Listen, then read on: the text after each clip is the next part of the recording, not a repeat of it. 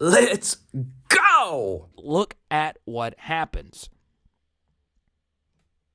Missed assignment, and Chasen Hines gets blasted. Are you throwing off your back foot? Rosenthal's whipped.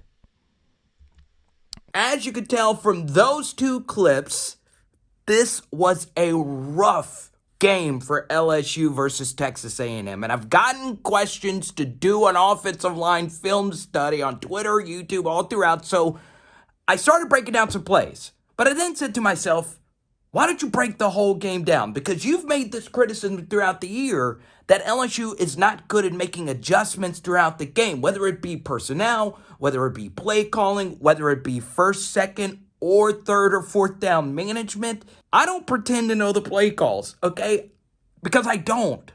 I'm making educated guesses on what players are coached to do, because players are coached to do different things with different systems. With my educated guesses, there are still problems and they're not being fixed. So watch this whole thing with an open mind and let me know what you think in the comment section, okay? We do live streams every Tuesday nights at 7 p.m. Central. If you hate me, if you want to tear me apart, you have more freedom to do that there, or you can just do it in the comment section. And of course, we do live streams after every LSU game. It's Power Hour LSU. Let's get to it, baby. Let's go, Tigers. Let's fix it. Let's go. Let's go ahead and just run this play at full speed. And it's a run to the right side right here. And that's just missing blocks.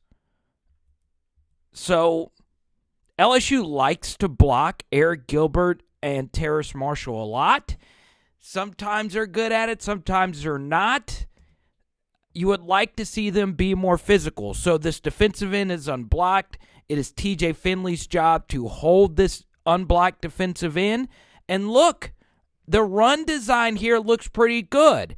This defensive end is held by this read right here. And your two guys need to block these two guys. But as you can tell, Terrace Marshall Jr. getting away with a really blatant hold right here. Eric Gilbert lets this guy come to him. He gets blown up and gets beaten to the ball carrier. This defensive end, Leal, we're going to be highlighting him a lot. And number 1, Buddy Johnson. Both of these guys manhandled LSU all night long. So let's go to this third down play. And this is the look that gave LSU a lot of problems. Basically crowding the line of scrimmage with all these guys. And I think the LSU offensive line was demonized for something that is very hard to do, especially with an immobile quarterback. Now, a little bit later, I'm going to show you how Joe Burrow was able to get away from pressures like this. And you have to know as a quarterback that your offensive line is going to struggle versus looks like this. So what you're going to see here, let's go ahead and just run this play at full speed. And as you can see, Dan Orlovsky pointed this out, and we knew Texas A&M was going to do this. As you can see here, TJ Finley notices this guy is blitzing. So what does that tell you as a quarterback? That unless all these guys back out, this is more than likely going to be man coverage, and you're going to have to throw this ball really, really hot. And for those that don't know, hot means you got to throw the ball out really quickly. An unblocked guy, it was the story of the night. So let's break this down from a few different angles. So what you're taught as an offensive lineman is to always take the innermost guy. So the communication here is just off. And that's been the case all year long. And we're going to show you that throughout this film study. Basically, in an ideal world, you would hope Cam Wire would pick this guy up. Or our boy TDP crosses the face of TJ Finley and picks up the unmarked blitzer. But neither of these things happen. Once again, this is really hard because you don't know which guys are backing up and you don't know which guys are actually coming. This is what Dave Aranda did a lot of when he was at LSU as well. So 32 comes unblocked. Cam Wire is taking on both of these guys. Honestly, after speaking to a college running backs coach, you would hope in this situation when you know on 3rd and 9, you know that you want to force a sack so they don't go for it on 4th down. You know that heavy pressure's coming. You would hope that TDP would look to this side and actually pick this guy up. Now, let me be clear. Throughout this film study, I don't know what the players are taught. You would hope that TDP, who knows that there is an overload of blitzers, would cross TJ Finley's face and pick this guy up. But once again, we don't know what they're taught. Maybe TDP is just taught, unless someone is coming from this side, you go out here. Once again, you don't know. But a college running backs coach I spoke to about this play said that TDP should have picked this guy up. But once again, it's what you're taught. I don't know what LSU's taught in this situation. So TJ Finley does something really smart here. Throws to a guy who he knows is going to be open, especially since this corner's playing off. The only thing here, Coy Moore makes a good catch, but did he really have to leave his feet to make this catch? That is debatable. If you catch this football on your feet, you're still running. Once again, he's a true freshman, something you can learn, especially in this situation. So now we go to the most critical call of the first quarter and probably of the game, because this set the tone for the rest of the game. LSU rightfully on 4th and 1 on a slippery field, a long field goal is very unlikely, decides to go for it. Let's go on ahead and run this play at full speed. Once again, I hate tight formations like this. I really do. You would rather Terrace Marshall be on the outside, because guess what? If he comes to the outside, you might not only bring a guy here, you might bring a safety over to help. So you have all these guys. You have to know that one of these guys is going to be unblocked, and you have to hope that TDP is able to gain this yard. But look at what happens. Missed assignment, and Chasen Hines gets blasted, and I mean blasted, out of this play. And we're going to show a lot of Chasen Hines in this film study. It was not his best day at the office, and LSU is short. So, basically this replay is the same angle. So, let's start from the get-go of this play. Once again, if you're not a diehard LSU football fan, do not watch this content. Here we go. So, you're tight. And this is basically the same play that LSU ran against Missouri to no avail. Terrace Marshall Jr. cuts down on this guy. And if you look, LSU feels pretty good about this. You have to go through this gap. A&M has nobody in this gap. But you have to know that once this ball is handed off here, that Buddy Johnson's going to be coming hot. But what does Chasen Hines decide to do? In this situation, we always talk about this on these film studies. You always have to know time and place. It's 4th and 1. The most important thing to do is just get this yard. Don't worry about Buddy Johnson if you're Chasen Hines. Just block Leal, who is a beast. Watch what happens. So look, we get a good initial push. And then this hole is wide open. All Chasen Hines has to do is stick with this guy, and more than likely, you're going to get a first down. Unless Buddy Johnson is Earthworm Jim, he's probably not going to be able to squeeze through and make this tackle. But what does Chasen Hines decide to do? He leaves his defensive tackle to pick up Buddy Johnson, who's darting in, and lets Leal go unblocked to Ty Davis Price. I'll bring it up again. Ty Davis Price is not a talent like a Jeremy Hill or someone. Maybe Ty Davis Price should be able to fight through this arm tackle since he has all the momentum. But still, 8 whips Chasen Hines. And then watch what happens here. Chasen Hines gets blasted so badly by this linebacker that he kind of pushes into Ty Davis Price's momentum. Once again, I point out 1 and 8. I pointed both of them out in my preview piece. Buddy Johnson's probably the best linebacker in college football right now, and it's because of this. This is Devin White type of stuff. He blows Chasen Hines into his own running back. So essentially, Chasen Hines, once again, I'll say this again and again and again, he might be taught to leave this guy and go to the backer. But the most important thing to do is block this guy and get this yard. And for some reason, he passes him off to go get Buddy Johnson, who would not have gotten through there. If you just stick with this block, you probably get this first down. Still, as a running back, you're always taught to make a guy miss in the hole one-on-one. He's not able to. He's not able to push through it. And you are short on 4th and 1. Didn't really get a good spot here either. It looks like it was a good spot.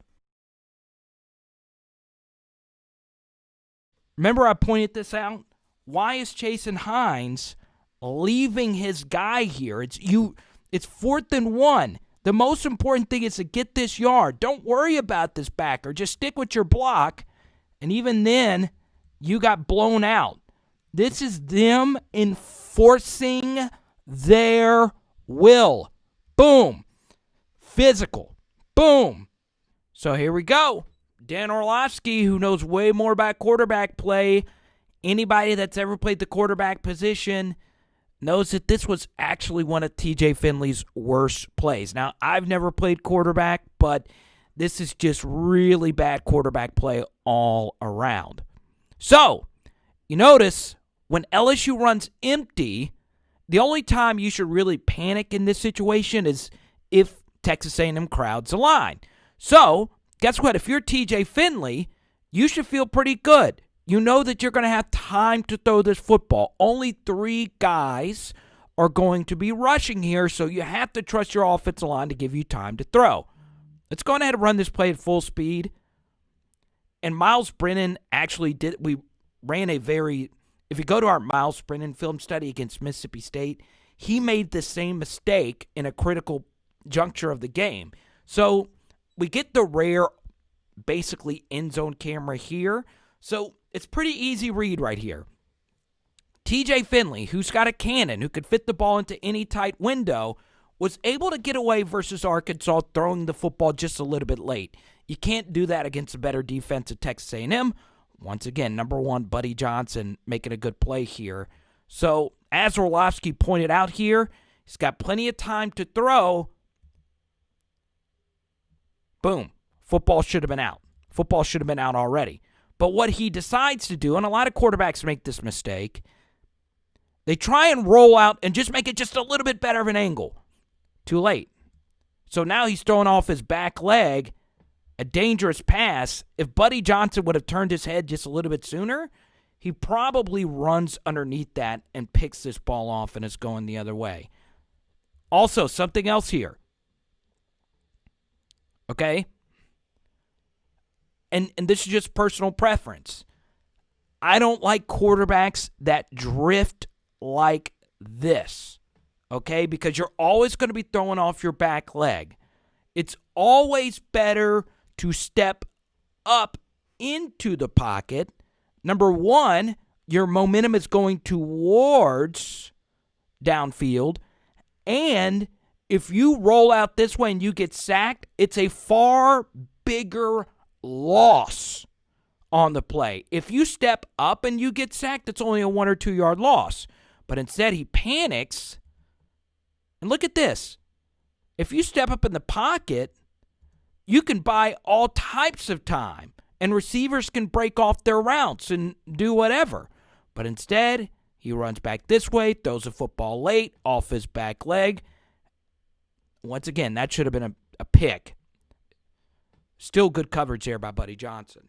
So you actually get good protection, but you get bad quarterback play. So here we go. Texas A&M in a different front. Now showing a 4-man look.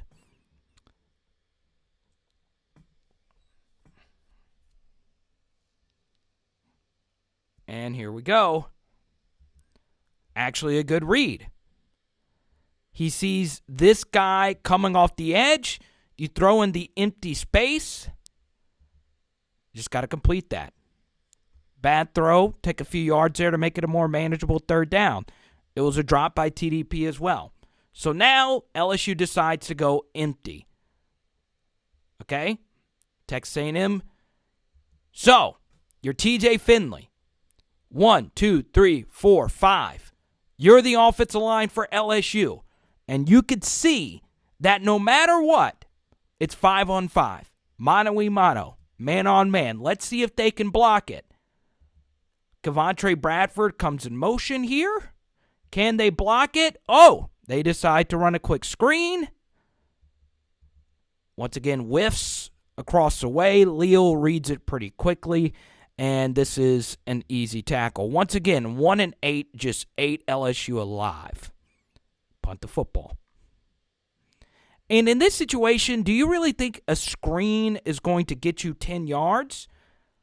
This play really only worked against Vanderbilt and Clemson in the national championship game last year. It's a tough ask. Not well blocked anyway. Once again, 8 is one heck of a football player. The fourth down stop and then that. It's just crazy. Scary. So once again, here we go. This is a tough ask. Eric Gilbert's got to make the key block. He is essentially the fullback on this play. You're getting John Emery Jr. his first touch. Guess what? You're looking pretty good. Ed Ingram washes his guy out of the play. So, what you need to have here from Eric Gilbert, he's got to come at him at an angle and seal him this way. But notice he squares him up, loses leverage. Once again, bad run blocking. And also, here we go. Jason Hines should never give up this inside leverage right here. See? Now just turn your body and seal him this way. I know it's a lot easier said than done, but still, Eric Gilbert, I mean, look, you're at the advantage here if you're Eric Gilbert because you're coming at an angle. What LSU knows Buddy Johnson's a special player. That's why I pointed him out in my preview. He is a really, really, really elite talent. That win for the Texas A&M fans. So if you're Gilbert, you've got a huge frame. You got to attack this guy and seal him. Do whatever you can to get him on the inside. And think about if he seals him right here. John Emery is off to the races. Bad run blocking. Now, the key player here is John Trey Kirkland. They try the same Vanderbilt tunnel screen. Key block here is to get this guy blocked. All right? Terrace is coming down to get this guy. And I don't know, maybe... So the key thing is you want to get Kayshon Boutte one-on-one against one person. Okay? But here's what happens. John Trey misses his guy, which doesn't give Boutte any time. It's just really bad blocking. We move along. 3rd and 5. Can we get some decent blocking? Okay? Zone coverage. You have to know it. Linebackers not running out with John Emery. So if it's zone coverage, more than likely some of these guys are going to bounce back out. You have to know this as a quarterback and maybe as an offensive line. It's kind of tough to really see from there. But here we go. Crowded line of scrimmage. Can LSU get the blocking? What is this? This is easily the worst rep of the night. I don't even know if I want to watch this again. Football IQ, okay? You hear me talk about it all the time. Crowded line of scrimmage, okay? And this is tough. Don't get it twisted. And it's going to seem like I am picking on Jason Hines. 1, 2, 3, 4, 5, 6 guys. LSU's an empty set. with no personal protector. So you're going to have to know, if you're TJ Finley, that somebody could come unblocked. But in this situation, it should not have happened. Football IQ, it is so important. What are you doing, Chasen Hines? So notice here, the nose tackle is lined up on this side of the A gap. So if you're Chasen Hines, the only two players you should be worried about are these two guys. Now, once again, I know I'm saying it a lot.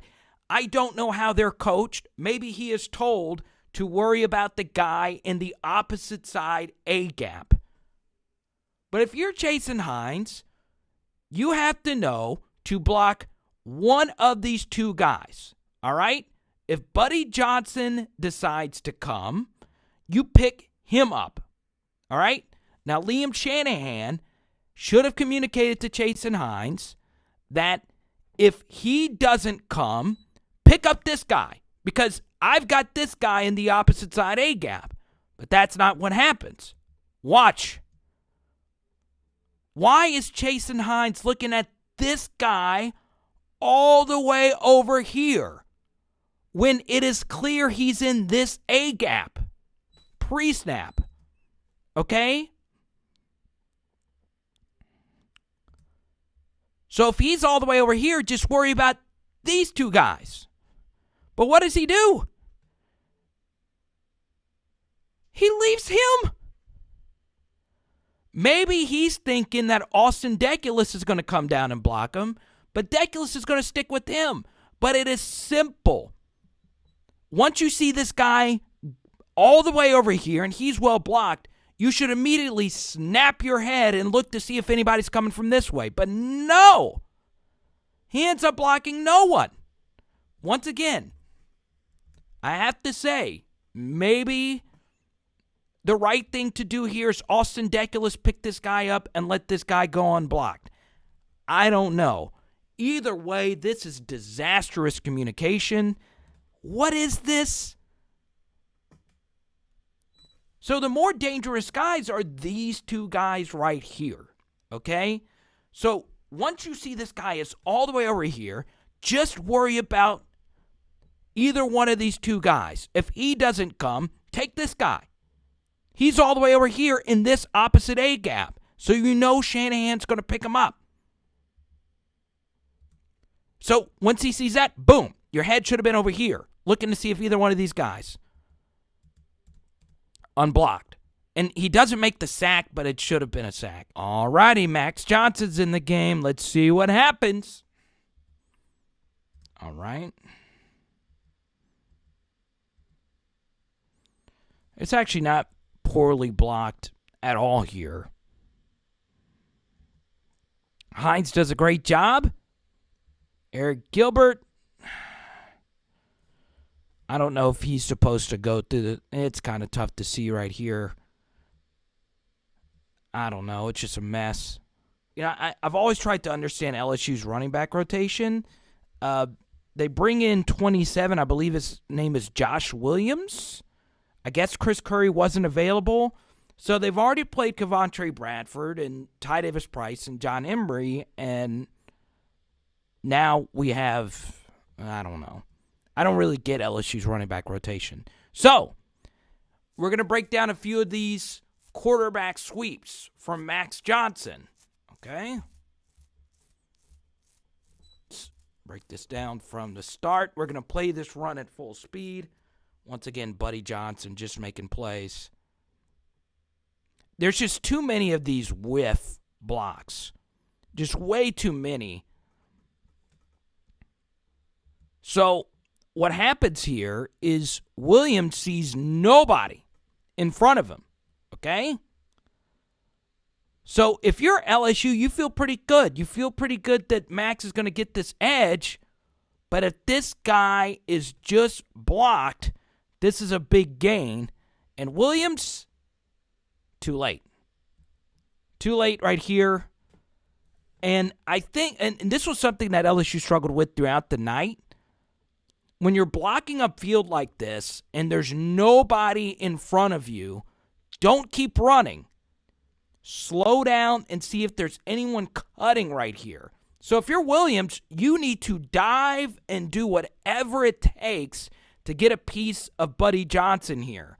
The end, once again, I pointed him out, 1 and 8, does a great job of extending this play. You know what I'm talking about when I say keep contained? We showed this in the Auburn film study. Even though 8 loses the edge, what you'll see here is he, at the very least, stretches Johnson all the way flat, and that gave Buddy Johnson an opportunity. But still, if you're Williams and you're new to the game, this is your first snap, you are allowed to dive and get a piece. All you got to do is get a piece of him.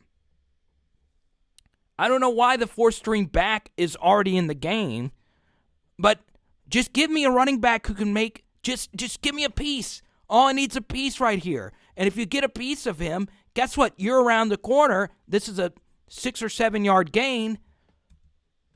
Instead, and I said 8, it was actually 3. 3 gets a piece of him.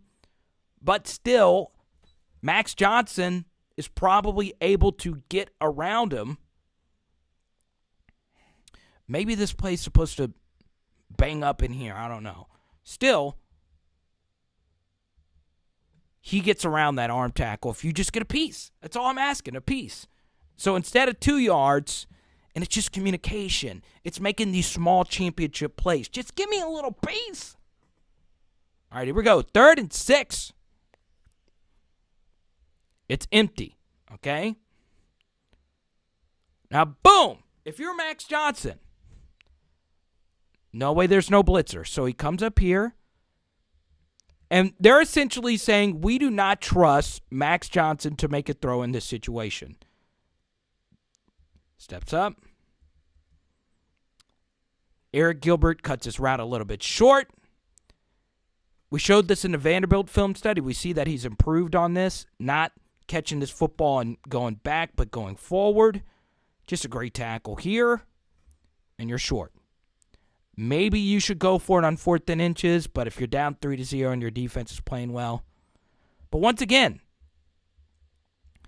I don't like to do transitive property kind of stuff, but even if on 2nd down, if you get a little piece of Buddy Johnson, this is a 1st down throw. If it's 3rd and 4, this is a 1st down throw. If you want to play that game. Maybe Max Johnson should have gone to 2nd read here. He's got time to throw if he waits and allows that crosser to go through. But still, it's a good throw, good catch, just a little bit short. So here we go, 1st and 10. Max Johnson's 2nd drive. Play action. Good protection, good throw. This is just good offensive football. And honestly, every time Texas A&M only rushed 3, it was a huge benefit for LSU.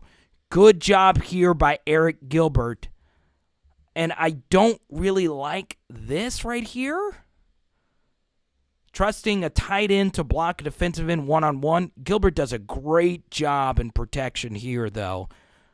So, we've been critical of his blocking. That's really well done. Play action, 1st down. Very nice. More of that, please. Okay? So 1st down, into the quarter. 2nd quarter. Okay? We got some momentum. All right? Davis Price. Let's see what happens here. Okay. Oh, man. So here's what I think happens on this play. Actually, I'm fine with this. This is well blocked. If you're Max Johnson, you just got to make this guy miss. Maybe Chasen Hines is supposed to peel off this double team and pick up this safety. But any run play designer will tell you, if you're calling a play for a ball carrier, the design of pretty much every play is going to leave a safety unblocked. This is well designed. He's got to make a safety miss here. Good fill by 9. Sets up second down. It's just a good play. So now LSU tries to do another quarterback sweep. Williams is back into the game. The fourth string back, a freshman. Let's see what happens here. All right, I see what happens. Let's see. Just kind of going along here. Okay, good. We get a better angle here. So what I want you to do is look at this really, really closely. Okay? Once again, 1. So this is a designed quarterback draw, and LSU actually gets what they want. Double team. Look at the push. Well done here by Chasen, Hines, and Deculus. So now look, you have an alleyway. Good seal here from Shanahan. Ingram stops. Max Johnson, I don't know what he was thinking here.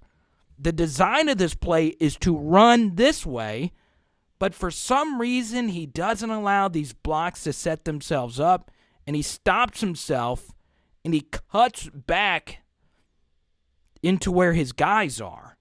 If he would have just stayed with the play, our boy Williams is actually doing a good job blocking here.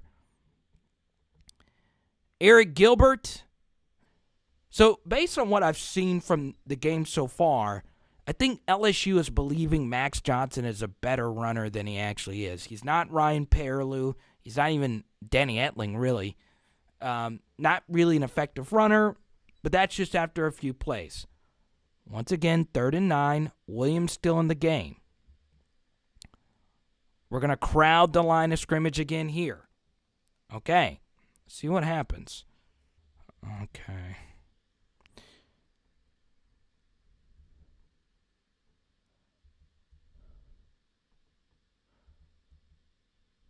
That's actually the right read. Bad throw. Bad throw. So, you get what you want here. On 3rd and 9, I'll take a check down to John Emery Jr., make a guy miss, you got a first down. Bad throw. Perfect read. Pretty good play design here. You slip out. If nothing is open here on the front side, you know that this is going to be open in the backside, especially if they're playing man coverage. You slip it. We just need a decent throw here, Max. It's the little things, folks. So here we go. 4th down stop. TJ Finley's back in the game. Okay? Let's show the positives. We hit our boy Terrace up. Big play. I don't mind the cutback there. I mean, it's a big play. You're eventually going to get caught there. Just a good pitch and catch here. Once again, LSU's a better football team when they're aggressive on first down. Decent protection. Waits for this play to develop. He would have gotten hit. And look at this window. I mean, what a throw. Good throw. Good catch.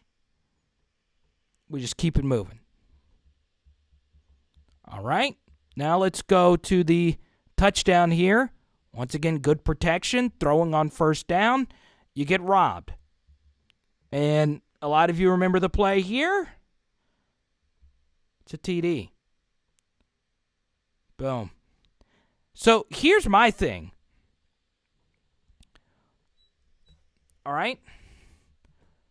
Not only did he have possession here, okay, his foot's out of bounds right here.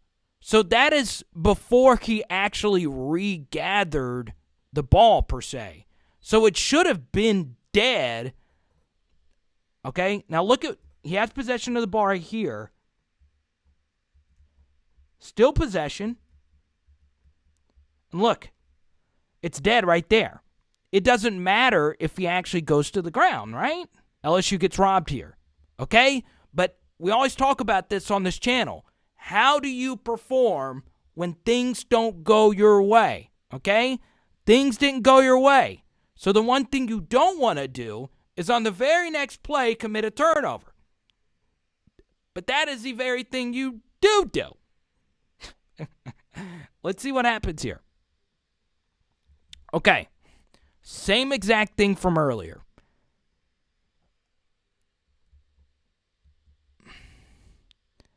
Unblocked blitzer. Always smart to throw in the direction of the blitz. Only problem, he got there quicker than you thought, and you're basically throwing this ball hoping that it's an absolutely perfectly thrown ball and his head is turned, okay? His head wasn't turned. Maybe if you're Gilbert, you cut your route just a little bit shorter. No, you don't.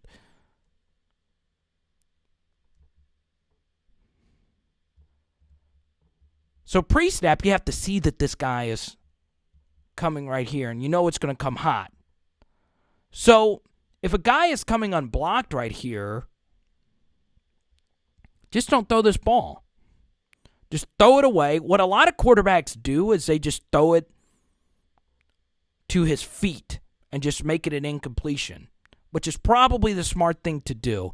They have a perfect play call for this play because it's play action. There's no way that TDP is going to peel off here and pick this guy up. Pick. Here we go. 1st and 10. Good field position. Let's go.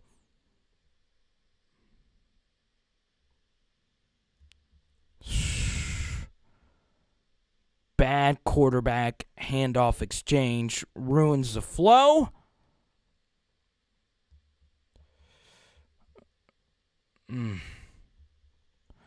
So what this basically is a reach block, okay? Now, offensive lineman, correct me here, okay? Jason Hines' job is to get to the inside of this guy and open up a hole right up the middle here. Actually, he does pretty well here.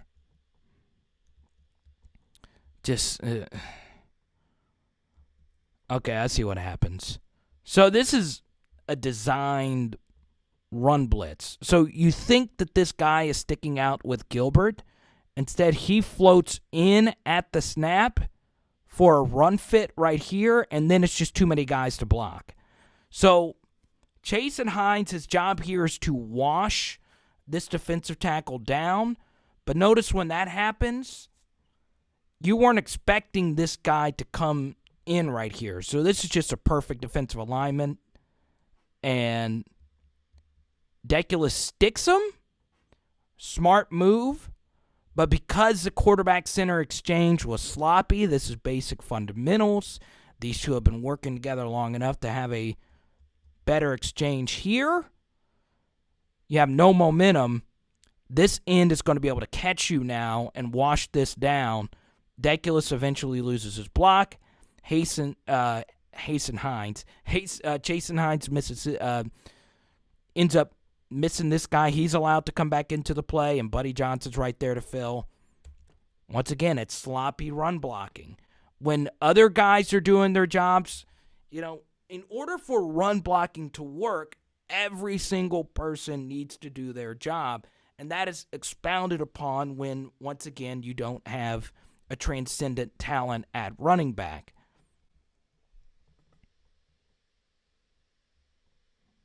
See what happens here. I don't remember this play off the top of my head. Well done. This is well done all around. Okay? Take a look at this. All right? Nothing's there. All right? Nothing is there at all. All right? Step up in the pocket.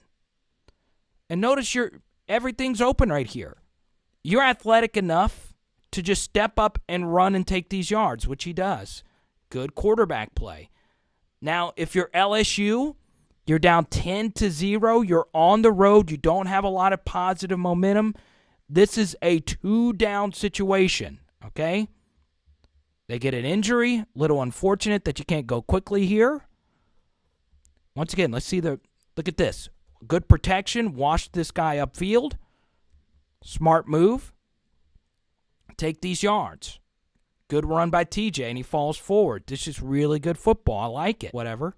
Let's see what happens here. LSU. Short yardage play. Well blocked all around, and you get a first down. Good offense. Okay. Good offense again right here. Good play call. A guy you don't expect to get the football gets the football. Nice, easy throw. If you're Cole Taylor, fall forward. He does. Well done. Okay? And you get a personal foul roughing the passer. So, look, we got some positive momentum, guys. All right, let's finish this drive. Let's get some points.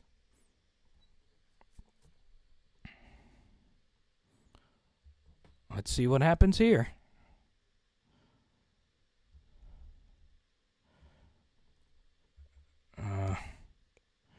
See, this is why everything's actually blocked well here. Gilbert does a good job filling. It's just their linebackers are just really good. They're expecting this play. It's just good. It's better defense. Everything's actually blocked pretty well here. It's just good defense. That's why I don't like running on first down, especially versus Texas A&M's linebackers. The strength of their team is this group right here. Okay? So it's 2nd and 9. Once again, he's a good player. He is a really, really good player. And once again, that was a 3-man front, but this play is not as effective versus a 3-man front. So Shanahan sees that this guy is blocked well. Ingram just gets whipped. Just gets whipped right here. You would expect Ed Ingram, who is your most experienced non-Deculus player, to finish this guy off, but instead he rips underneath it. Honestly, if you're Deculus, maybe you should have held this double team. It's just bad communication, and it's nowhere. You just got whipped up front all night. So, the quarterback draw, once again, is actually better, once again, when there's no nose tackle. So maybe it's a better call here. But it's 3rd and 10. They're begging you to do this. You're an empty set. I don't like emptying this point at this portion of the field. Why? Well, number one, defensive backs don't have to worry about being deep. So, getting beat deep. So they're able to press and play a little bit tighter, and you can get really exotic with your blitzes, always an empty set. So here we go. It's 3rd down. Now look. 1, 2, 3, 4, 5. So your pass protection knows that there's 5 guys. If you're TJ Finley, you feel comfortable knowing that you don't see any blitzers and that there's only 5 guys here, that you're going to have some time to throw this football. But look at what happens. A blitzer comes from all the way back here. Shanahan leaves to go pick him up. Bad throw. Bad throw. If you lead Eric Gilbert here, he's probably catching this football and he's upfield. You can see it from this angle. If it's out here, yeah, I think he'll probably run in this direction. And even if he's short, you have the decision to go for it or not. And it becomes a more manageable field goal. Now, this is Cade York. You expect him to make this. And there was no rush either. He just didn't hit it flush. What happens here?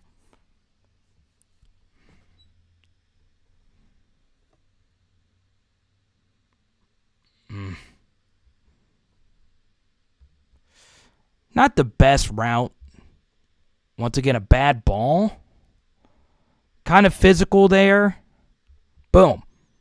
4 guys. No blitzers. Unless he decides to come late.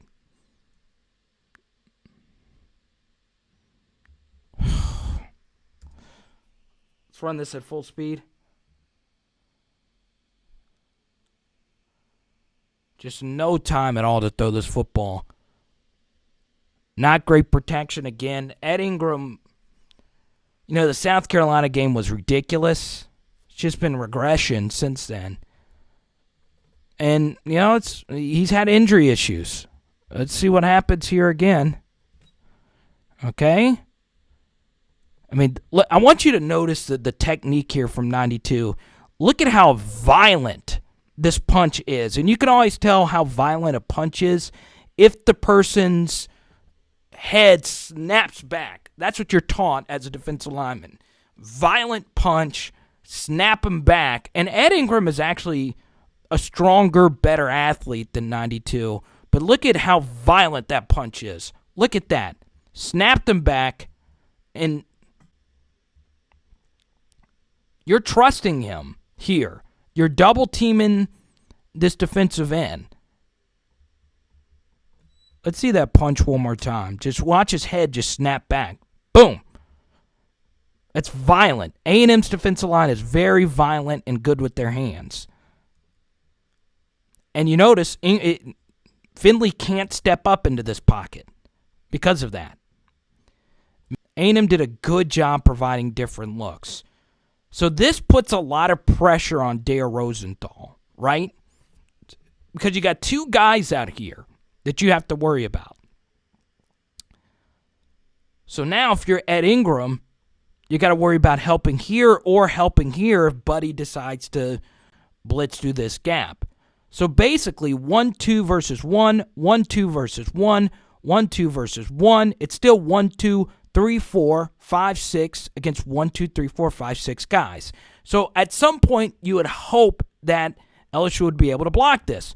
But look at what Texas A&M decides to do. They decide to blitz their free safety. And he actually times this well. And he gets through there, and it's a sack. And I don't even know what the play was actually a screen. And it's just, everything's just eaten alive here. I don't know. I mean, it's just disastrous.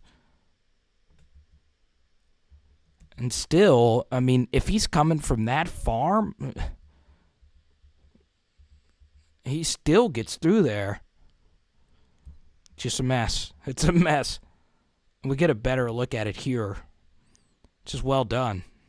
So here we go. You get the football to start the next half, and you only have one timeout remaining. I got to give Jimbo Fisher a lot of credit.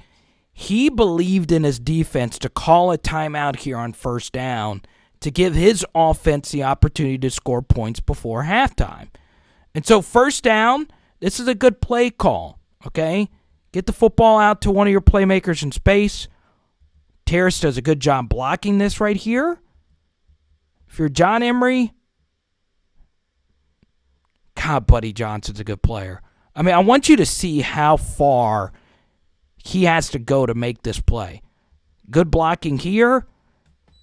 Got to make this guy miss. Make him miss, okay? And this is what I was talking about. These running backs don't make guys miss. So this is what you want as a play caller. You're getting your playmakers out in space. You get good blocking from your receiver. Get past him. At least you fall forward. You get a good play here. They burn a timeout. They crowd the line. This was their bread and butter all night. But once again, let's do some math. 1, 2, 3, 4, 5, 6. Got 6 guys to block 6 people. You just don't know which way they're coming. Drop. Booty had some rough patches here. This is a right move. Maybe this ball is thrown a little too hard and a little too high. This is what happens when you don't have confidence. It's still a drop. Once again, Buddy Johnson. He's just good. He's just a good football player. So here we go. They decide to come out in that same look. 1, 2, 3, 4, 5, 6 against 6 guys. All right? Good pickup here. What is this? You get exactly what you want here. Fire this ball as hard. Show your cannon, TJ Finley. Instead, you don't even give your guy a chance here. There's too much loft on that ball. And honestly, if you know that they are bringing a blitz like this and you have time, even if it's zone coverage and it's 3rd and 6, you have to know that your backside drag is going to eventually be open. Because Kayshon Boutte is your fastest guy. Okay? And I know this is tough, and I know the game is happening at 100 miles per hour, but if you have some time, wait a little while, let this route clear out, and look at that. Give him the football in space, your speedster. But he's open. Throw a back shoulder right here. I don't know what he's lofting this ball into. Doesn't make any sense. Look at this. He's open. Throw a back shoulder, out of bounds, move the chains. Instead, it's that. Alrighty, here we go. We move along here. Okay. Just no room. So these run blitzes were just killing them. And these linebackers have such a good symbiosis that they're good at just scraping over and making plays. So let's see here. What happens here?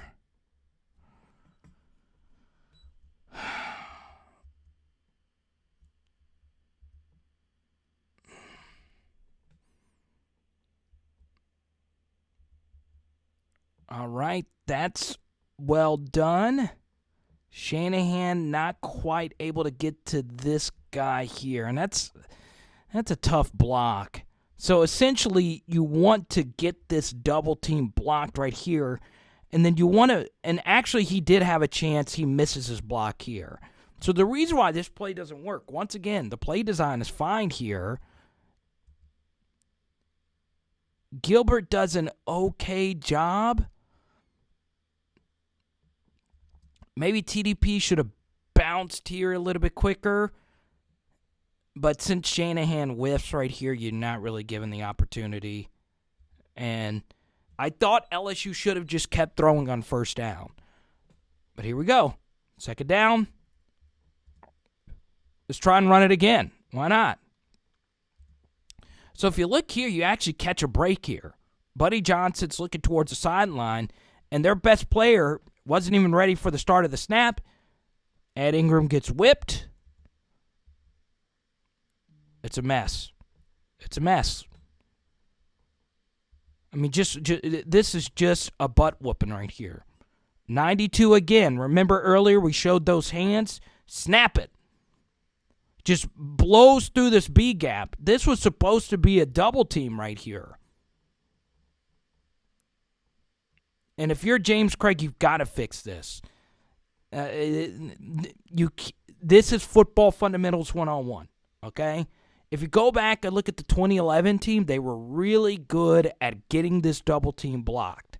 And I know Will Blackwell's a friend, and I point him out a lot, but you know that offense line was really good at getting this initial double team right here. But this is the basis of all running plays. And if this defensive tackle blows up the double team, it's over. It's over. Whip. And just look at all this push. Look at all of this push. All of this happen. This is the line of scrimmage, people. Just nowhere. That is a butt kicking. Okay? They're whipping. They're enforcing their will. This should never happen to an LSU team. I get it. The Bama Saban years, okay? We saw a lot of this. But that was because they knew the play beforehand. But now that you have an offense that's a little bit more spread out, a little bit more unpredictable, this is even worse. You know, and once again, but look, 1, 2, 3, 4, 5, 6. 1, 2, 3, 4, 5, 6. 6 versus 6. Can we block them? That's all we got to do. Block these guys, and we could find somebody open. But what do? They disguise their blitz. 9, once again, disguises it, and he's coming like a missile. Boom. Okay? Now, in the bleachers, my buddy Michael Felder had a really good tweet about this. Remember, if it's 3rd and 9, it's hard to call hot routes because you're calling all routes to get you a first down. Now, this is what football has become, all right? This is why I like going for it on 4th down and having the mentality to go for it on 4th down. Because if you have the mentality that you need to get all the yards here on this play, they know this. So they're going to blitz you to force you to get the football out quicker, because if they can get one guy unblocked to the quarterback, they know that these receivers don't have enough time to get to the yard marker, which is why they decide to call this blitz. Okay? Now notice all the routes LSU decides to run are deep routes. Okay? Texas A&M knows this. And because they know this, and they know they have a quarterback they don't have to worry about mobility-wise, they're able to be so aggressive with their safety blitzes. Notice all these routes are deep routes, okay? It's impossible. It's virtually impossible to get this pass off.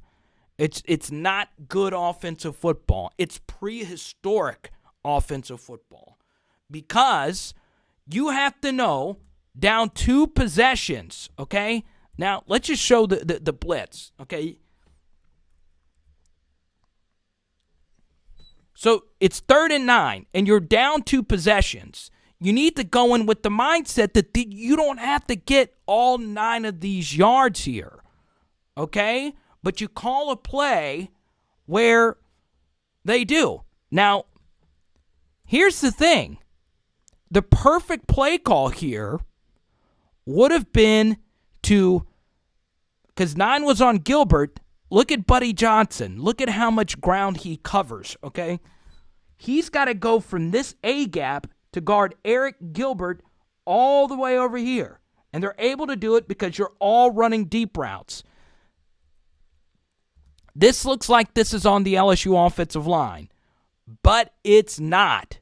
Because 9 disguised this blitz so well, there's no way you could see this coming from that far, okay? It's just perfectly designed. Maybe you should be able to peel off there and make this blitz. But the design of this play is really good because 8, once again, Leal does a great job. He lines up on Cam Wire's outside shoulder, and what he essentially does is takes both of these blockers out of the play. So notice he starts on the outside shoulder, and he takes Cam Wire out of the play, does a good job holding up his rush to draw him out, then he's unblocked. No way you can run a 9-yard route with this guy coming that hot.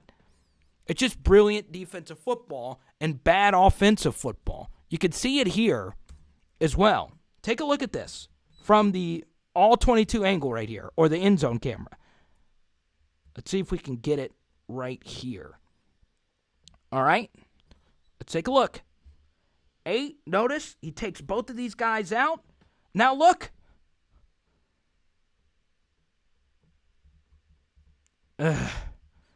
Deep routes are not going to go right there.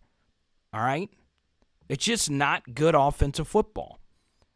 And because you can't get good blocking on 1st and 2nd down, and you're set up in 3rd and long, and you have the mentality that you're going to punt every time on 4th down, you're already down 2 possessions. You need at some point to start scoring. Once again, this is basically the same play they ran with Max Johnson earlier. Play action, throw on 1st down every time. You can't block well enough to run on 1st down. LSU has to have the mentality from this point forward that we are going to throw on 1st down, okay? Perfect play. Easy pitch and catch.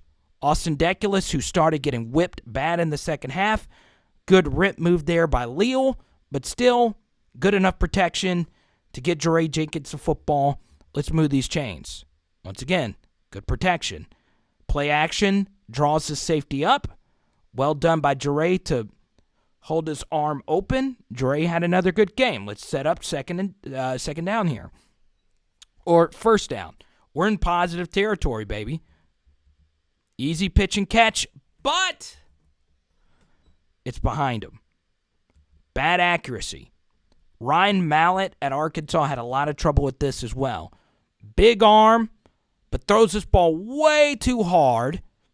Behind him, it's another good play call. Just a decent throw.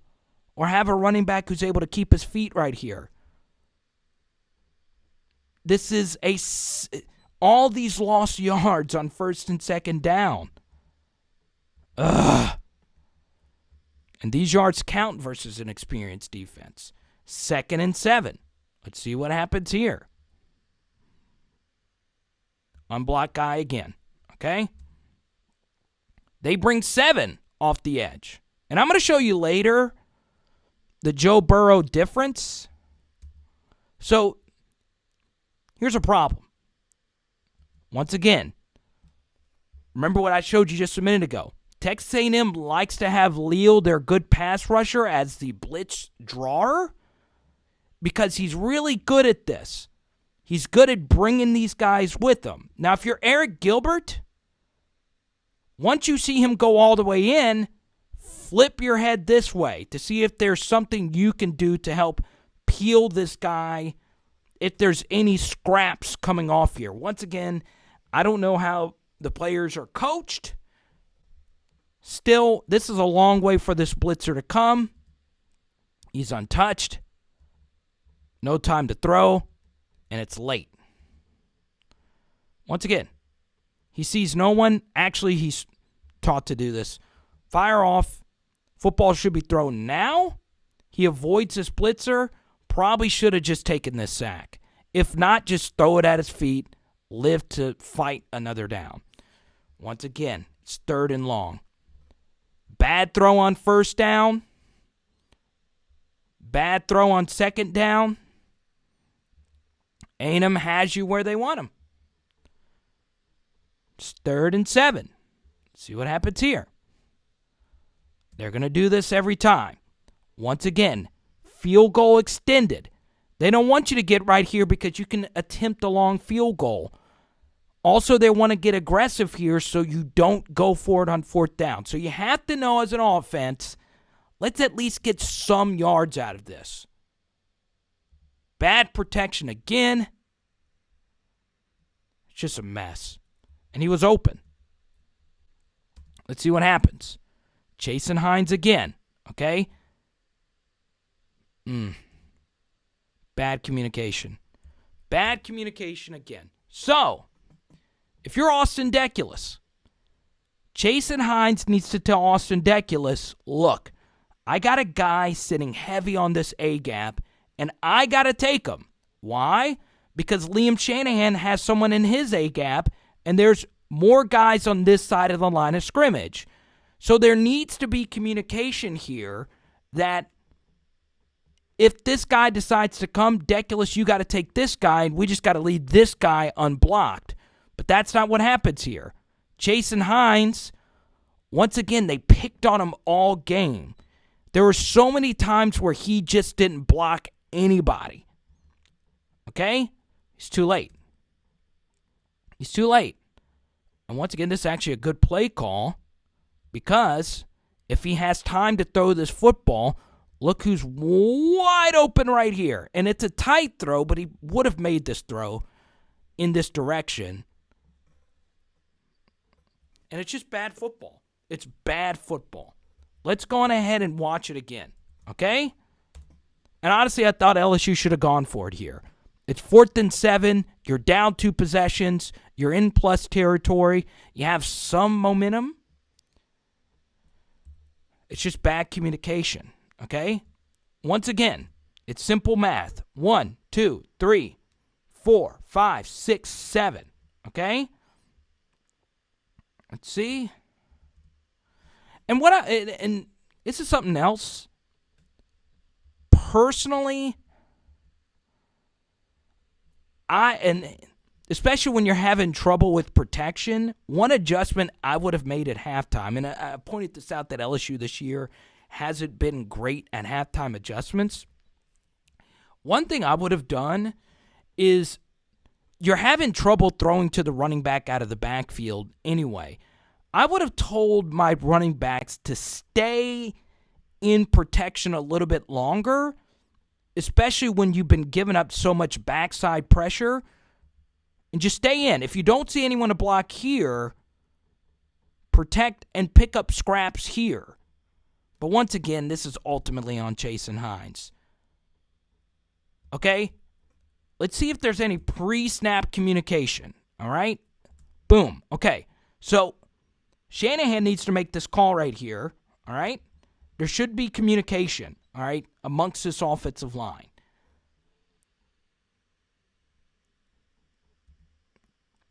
If Buddy Johnson would have come, Chase and Hines would have had to pick him up. If he doesn't, this is the same exact look from earlier, and he does the same exact thing. He doesn't block anybody. So if he decided to come here, Deculus would have had to pick up this guy, but he doesn't, okay? Once again, if you're Chase and Hines and you know this nose tackle is on this opposite side A gap, you have to know that there's two guys you need to block, this guy or this guy. If he backs out, immediately go to this guy because he's not going to do anything, okay? Now he looks, I don't know why he's looking this way. Just look at either one of these guys. One of these guys is coming. They have this guy blocked. I don't know how there's not one offensive analyst on LSU's team to make this adjustment. This is something that happened in the first half.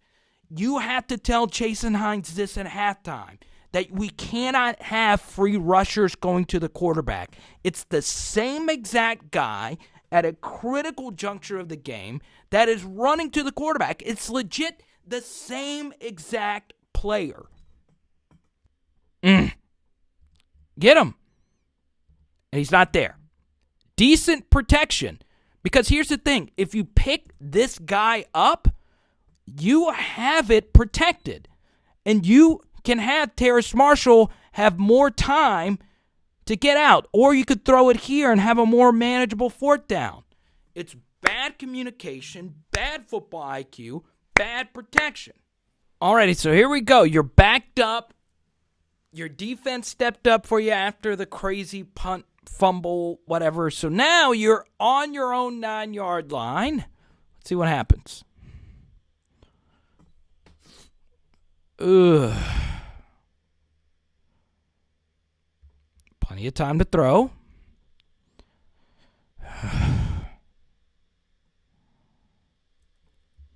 Not the best route here. Let's see.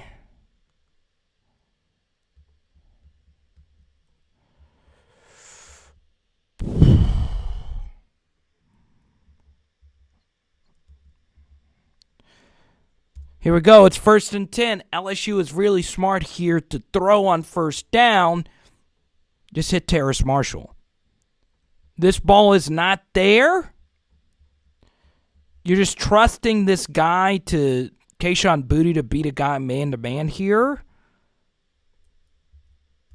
I expect a little better effort. It wasn't the best throw.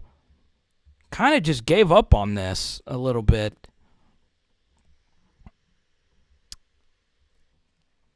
Still tough for a true freshman this young, wet field, backed up, down 13-0. It's a messy game, as you can tell here. So this is the interception, okay? Let's go ahead and run it at full speed.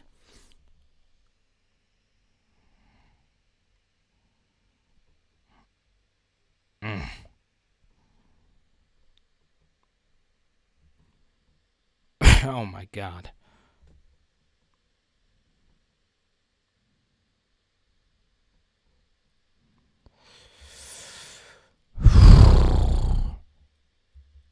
And then the chew out.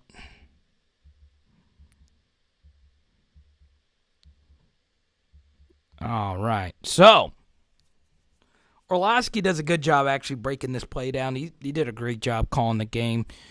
So, you think since pressure's coming from here, your flat route is going to be wide open.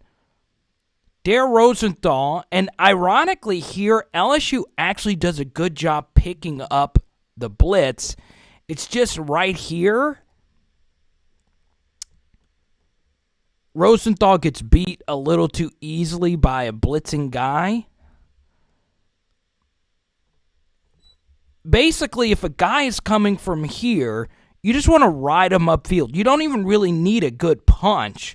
You just want to just ride him up this way, but he gives him too much of his shoulder here. And Texas A&M's really good at this. They're really good at turning the edge. Notice you want to get tight. That's just really well done. And here, once again, if your pocket is good, you should be able to step up, and then you can run out this way, and then hopefully something eventually opens itself up. But that is not what happens here. Now you're just throwing a hopeful ball up in the air. Nothing's really open, but once again, especially nowadays, if you have a good pocket and they're not getting crazy push up the middle, step up. Buy your guys a little extra time.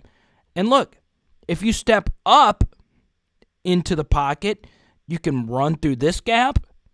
But instead, you're just throwing hopeful throws up in the air. And that is a problem. Good hustle by Shanahan to try and make this play happen. LSU actually, ironically, picks this up. The assignments are well done right here. Jason does a great job getting a punch here. You should be stepping up into this pocket instead of sitting. All right? Step up into it. Now you're throwing off your back foot. Rosenthal's whipped. Tristan Lee, please come to LSU. Just bad protection, bad technique. We move along. Here we go. Game's still competitive.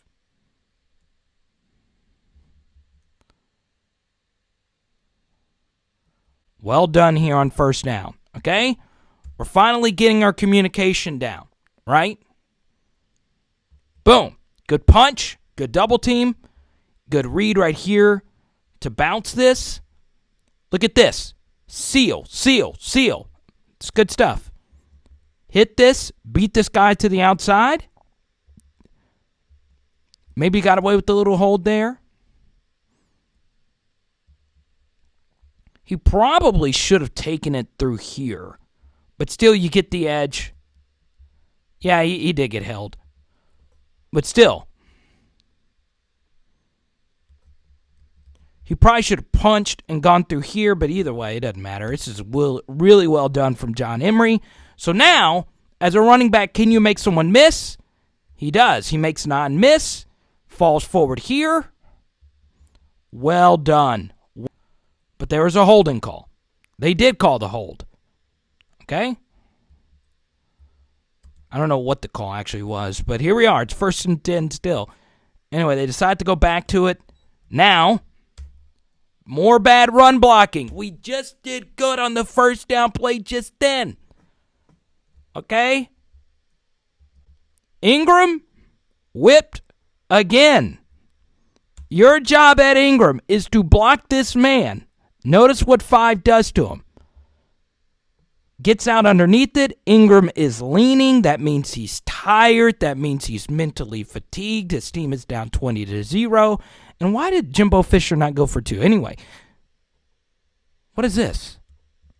What is this? What is this? Look at this. And everybody's getting whipped. Eric Gilbert, you're trying to block a defensive end with Eric Gilbert again? Swim move over the top. Whip. Everybody's getting whipped. Everybody's getting whipped. Here we go. Across the board. Bad technique here. Double team. Gets out from underneath it. Ingram's missing his block. Gilbert's missing his block. We still don't get to Johnson here. Legit. And this is honestly pretty amazing right here. Every single person right here misses their block. Boom. Double team. Through there. Through there. Johnson, you're still not getting to the second level right here. This is just... And look, you still almost found a way to get through this. Okay? I still nowhere to go. And it's just bad. It's just, it's butt whooping. It's just butt kicking. Snap after snap. Play after play, and I'm not harping on these guys, okay? They would be saying the same thing as well. This is not LSU football. This is not the standard. Well, there's a true freshman quarterback. Doesn't matter. You've got to play better than this, okay? 2nd and 9. Okay? Good pitch and catch here. Well done. Look at this. Right after getting whipped. Good job. So they try the same thing they did on the pick, okay? There you go, Dare. Now notice what he does this time. This is what he should have done on the pick. Ride this guy on up the field. Well done. But you see, it's consistency. It's one play you do it, then the next play you don't, okay? Here we go. Moving along. All right. 1st and 10. Let's see what the Max Johnson looks like. Max Johnson offense looks like. Here we go. Stepping back. And here we are. We're getting whipped again. Look at this. Double team. You pick this up. Step up into this alley. Remember, if you're a quarterback, this is not always the best thing to do. Okay?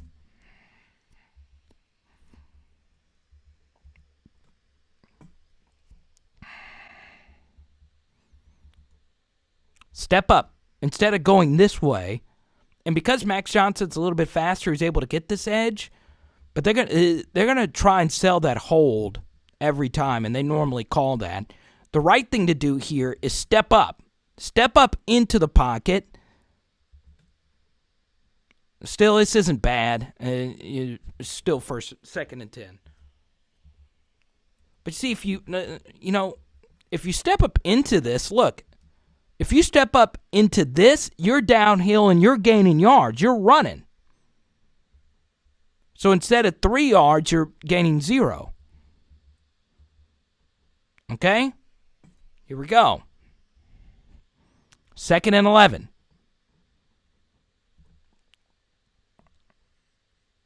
All right, let's see what we got here.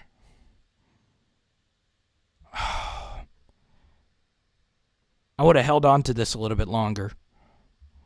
Once again, it's kind of hard to judge this play without seeing the routes down the field, but the protection here is perfect. Okay? Once again, I would venture off to say step up into this. Okay? Step up, and let's see if we can get a ball down the field. Let's see if a receiver can get open down the field. Check down's not the worst thing. Okay? Oof. So Deculus gets beat. I like, this is a move Russell Wilson does a lot, the spinning pirouette. And in fact, Garrett Nussmeier does this a lot. You spin out and you buy a little extra time. Okay? Only problem is they have a spy on you. And this is actually really good football IQ, okay? 3rd and 9, make the quarterback beat you with his arm, okay? They know Max Johnson has a tendency to scramble, so what does Texas A&M do? They only rush 3, and then they have a spy. So this spy is supposed to come down and not let him reset. Well done. Here's good defense. You get there with 3, as in a 3-man rush. Look at this dip. This is beautiful. He sets him up. Okay? Now, a lot of tight ends in this situation, because it's a little bit harder of a pass set when you have a guy right here, this is called chipping. Maybe Eric Gilbert should have got a little bit of a chip here. I don't know. Once again, I say this throughout the film set. I know how you're coach. You would like to get a little bit of a shoulder on him and at least slow him down. But notice he fakes this arm to get Deculus off balance, and then boom, dip, and you're home. And because you were smart enough to have a spy, hammered. Now I want to show you this right here. Zach Van Rosenberg had an incredible game. He's a very valuable player. This was not smart, okay? He dives at a guy who's running out of bounds. If you would have hit him, it would have been a 15-yard penalty. And look, I don't know what it is with LSU players landing on yard markers, but this is the second time this game, third time this year. He hurt his ribs on this. Hopefully he's healthy. He was shaken up, but when you're frustrated and you've punted the ball 12 times, I don't know if that's the actual number up to this point, you do stupid things like this. And Van Rosenberg's been the MVP of this team. You just can't do that right there and hurt yourself, because you are a very valuable asset to the team. And as you can tell, he's hurt. All right, so here we go. We have the football again. 13-24. 20-0 is the score. Okay? Play action. This play has worked well, but once again, they couldn't block 3. Come on, Dare. Same exact move. Okay? You hold him up and you dip right under. Okay? Bad pass set. He's stiff.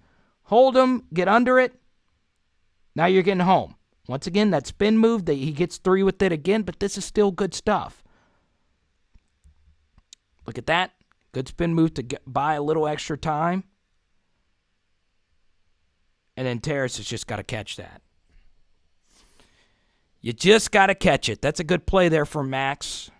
He mistimed his jump. Ugh. It was that kind of night. Here we go. 2nd and 10. Once again, a good edge rush right here. Notice how they keep their rush angles, and it's tight. Now this time, Max Johnson does a great job stepping up into it, but Jason Hines and Leon Shanahan on this double team gets manhandled so bad. All you have to do is block this guy, and you have all this room. Hines was physically and mentally, and I hate to be critical because he could be a really good SEC guard. But he's tired. I don't know if it was 43 minutes from the Arkansas game, but Hines and Shanahan ain't it right now. So you ride this guy all the way upfield. If you're Max Johnson, you step up. All Hines has to do is hold this block. Okay? If you hold this block, we have all this real estate to run, baby. Now, there's so many different things Max could have done here. Okay? Hit your check down right there. Okay? But you see, he couldn't reset because this edge rush was really well done. Tight. Well done. Just hit him right here. Or hit him right here. But because this double team was so poor in pass pro, I don't know what Hines is doing here. Why is he looking back this way? Just focus on getting this double team. This guy's blocked. Why is your head this way?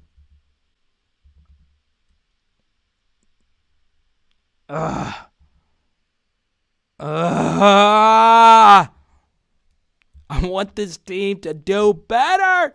It's 3rd and 16. All right. Bad pass pro again. Should have been picked. All right. Let's see it again. So this time, you know that this is a 4-man rush. Okay? And you bring in max protection. There should be nobody getting close to home. Legit, just pick up everyone. 3-man route because you know you got to get 16 yards here. Okay? You're down 20-0. I don't understand trying to get all 16 yards here when you know you got to go for it on 4th down to have a chance. Because you can't punt here. So make it manageable. Once again, Jason Hines gets manhandled again.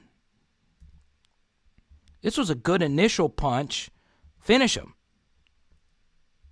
And then it's just not smart to run all deep routes here. They know it's coming. You got to go for it. The smart move is just hit your check down. But this is what I'm talking about. Because you have this mindset that you're not going to go for it on 4th down, the quarterback has the same mindset as your coaching staff. Okay, the right move here is when you're down 3 touchdowns and we're in the 4th quarter, okay, teams average anywhere from 12 to 16 possessions a game. So you know in the 4th quarter you only have 4 possessions left. You've got to score on this drive to really have a chance at this unless you have a defensive touchdown and some more miraculous things happen. The right thing to do here is just to hit your check down. And look at all this room he would have had to run. He probably wouldn't have gotten to the 1st down. But this is bad football IQ. It's bad coaching. It's bad quarterback play. It's a bad mindset. Okay? 3rd and 16, you need to make this a manageable 4th down. But instead, we're trying to get all 16 of these yards and throwing it into double coverage. It should have been picked. Just hit him. Just hit your check down. Live to see another day. Instead, pass protection's not that bad. Once again, Hines is giving up just too much ground here. Just hit this check down. And even then, your check down has a better shot at getting these 16 yards. It's just, it's not smart. It's not smart. And teams do this. They don't go for it on 4th down enough. And because they have the mindset that you're going to punt automatically on 4th down, your 3rd down play calling gets limited. So I want to show you this ESPN with some better end zone camera on some of the blitzes here. And as you can see here, you know, you could just see how these blitzes are. Okay? And we saw this look a lot. 2 guys here, 2 guys here, 2 guys here. You don't know who's coming, and sometimes it's this guy coming. And that's part of it. Same thing here. And it's hard. It's really hard to do. Okay? But there you go. And now it's just garbage time. So anything you're really getting here is just garbage. You know, that with 5 minutes left, defense starts to account for time. So you just know nothing deep. If you give up nothing deep, you know you're going to win this football game. So, as you can tell, I was very critical of it because it's the same thing over and over. Now, personnel. As you could tell, all 5 of the offensive linemen probably need a break. At some point, it's better to let them watch on the sideline because they might be able to pick up on some things from watching from the sideline. That might actually help them out. Also, now that Terrace Marshall Jr. is out of the picture, I would like to see Eric Gilbert get snaps at wide receiver. You know, when he decided to come to LSU, he was deciding to come here to not block. That's not what you have Eric Gilbert there to do. I don't know if you're asking him to block too much, but at some point, you would like to have that other explosive option as your fourth wide receiver at tight end. But the right thing to do might be to put Terrace Marshall Jr., but to put Eric Gilbert at wide receiver just to see what happens. But legit, from this performance, I would bench all the offensive linemen at some point, okay? Now, it does suck if you put out a brand new set of 5 offensive linemen to start against Alabama. That's not exactly what I'm saying. What I'm essentially asking LSU to do is this group was mentally tired, physically tired. They were on the field for 43 minutes against Arkansas, and I was kept being told that the LSU offense was better against Arkansas when they weren't. They were playing a backup defensive line because their line got hit hard by the pandemic. And this was one of the worst offensive line performances I've seen from LSU. Now, what I do want to show you, and I'm actually not going to show it here. It's just too much. You've already watched so much. But I'm actually going to put a link down below from our Joe Burrow film study earlier this year so you can actually see how often Joe Burrow bailed the offensive line out with his mobility, his guile, and his ability to throw the football quickly. And obviously, with true freshman quarterbacks, they're not able to make those types of plays right now, or if not ever. And I kept hearing this, well, if Miles Brennan was available, all of this would have been a lot worse with Miles Brennan at quarterback because LSU couldn't block him. They simply couldn't block him. Now, the inaccurate quarterback play made things a lot worse. The running back's inability to make guys miss make things a lot worse. Playing so many different running backs makes things a lot worse. There's no chemistry. There's no cohesion. This group is just all over the place, and it's a mess. But anyway, thank you guys for watching. If you watched all this, I don't even know how long this thing actually was. Thank you. I really appreciate it. We will get through this, okay? Let's go. Let's go. Boom. Power Hour LSU. Boom, boom, boom.